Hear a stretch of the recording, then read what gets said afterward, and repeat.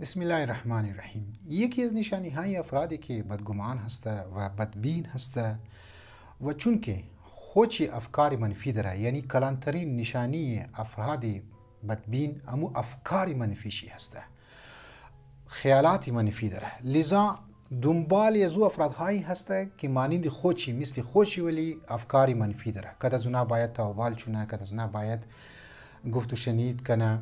چرا؟ چون که دو خاصیت، دو کردار یک جای شده، او هم منفی باف است، ای هم منفی باف است و وقتی که دو منفی باف شد دیگه اونجی دیگه گناه غیبت مایا، تهمت مایا نسبت به افرادهای دیگه گفت و شنید مونه.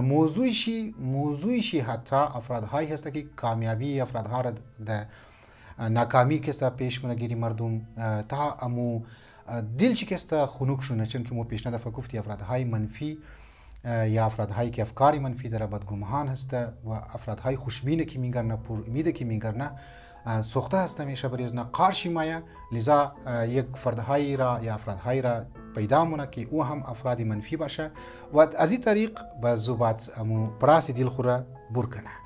والسلام علیکم و رحمت الله و برکاته.